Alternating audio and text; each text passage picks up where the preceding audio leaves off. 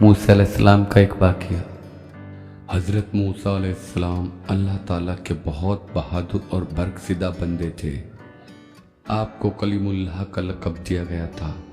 لقب کی وجہ یہ تھی کہ آپ علیہ السلام اللہ سے باتیں کیا کرتے تھے۔ کلیم اللہ یعنی ہم کلام ہوتے تھے، اس لیے اللہ نے انہیں ایک مخصوص جگہ کا انتخاب کیا گیا جس جگہ کو کوہ طور کے نام سے جانا جاتا ہے۔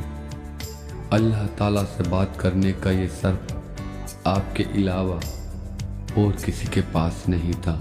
حضرت موسیٰ علیہ السلام معمول کے مطابق اللہ تعالیٰ سے ملاقات کے لیے کوہ طور کی طرف جا رہے تھے۔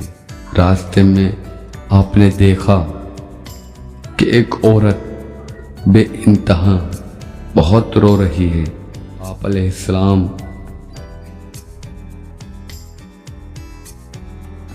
موسیٰ علیہ السلام سے رہا نہ گیا۔ اس عورت سے اس کی پریشانی کا سبب پوچھا۔ پھر اس عورت نے بتایا کہ وہ بے اولاد ہے، لوگ اسے بانجھ ہونے کا طعنہ دیتے ہیں۔ اس عورت نے حضرت علیہ السلام سے گزارش کی کہ وہ اللہ تعالیٰ سے دریافت کرے کہ اسے کبھی اولاد ہوگی یا نہیں۔ وہ عورت جانتی تھی کہ حضرت موسیٰ علیہ السلام اللہ تعالیٰ سے ہم کلام ہوتے ہیں۔ موسیٰ علیہ السلام نے عورت کو یقین دلایا وہ اللہ تعالیٰ سے اس مسئلے میں بات ضرور کریں گے۔ یہ کہہ کر آپ پھر سے کوہ طور کی طرف چل دیے۔ اللہ تعالیٰ سے ملاقات کے دوران اس عورت کا بیان کیا تھا۔ اللہ تعالیٰ نے حضرت موسیٰ علیہ السلام کو بتایا اس عورت کی قسمت میں یہی لکھا ہے، اسے کبھی کوئی اولاد نہیں ہوگی۔ اس عورت کو چاہیے اس پر جو آزمائش آئی ہے اس پر صبر کرے۔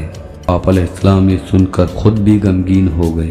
جب آپ علیہ السلام کوہ طور سے واپس لوٹے تو اس عورت کو اسی جگہ بیٹھا ہوا پایا۔ وہ آپ کا انتظار کر رہی تھی۔ آپ علیہ السلام نے اس عورت کو اللہ کا فیصلہ سنایا۔ وہ عورت بہت غمگین ہو گئی۔ آپ علیہ السلام نے اس عورت کو تسلی دی اور یہ بھی کہا کہ اللہ تعالیٰ کے ہر فیصلے میں بہتری ہوتی ہے، اسی لیے وہ صبر سے کام لے۔ اولاد اللہ تعالیٰ کی دین ہوتی ہے، جسے چاہے بیٹیاں عطا فرمائے، جسے چاہے بیٹے عطا فرمائے، اللہ جسے چاہے دونوں عطا فرمائے۔ یہ کہہ کر آپ علیہ السلام وہاں سے چلے گئے۔ اس واقعے کو بہت عرصہ گزر چکا تھا۔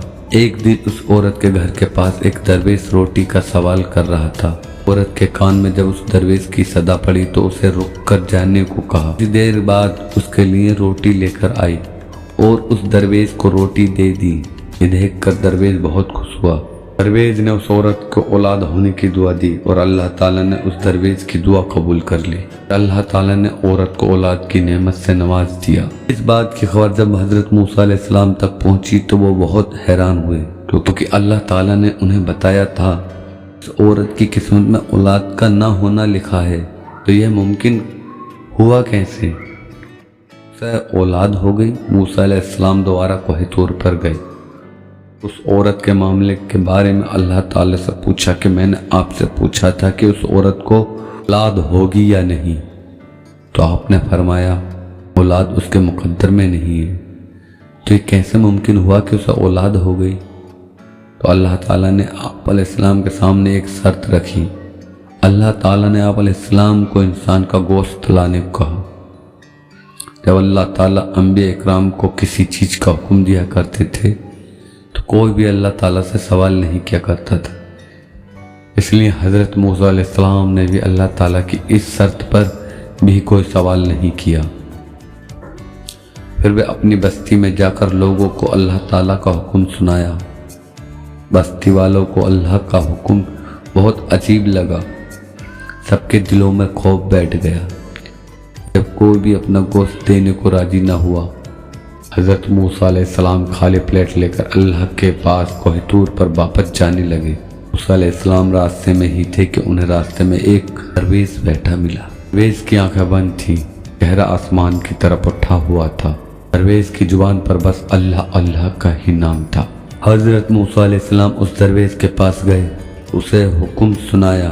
درویش نے اپنی آنکھیں کھول کر حضرت موسیٰ علیہ السلام کی طرف دیکھا اور بنا کوئی سوال کیے اپنا بازو آپ علیہ السلام کی طرف کر دیا، کہا کہ میں حاضر ہوں۔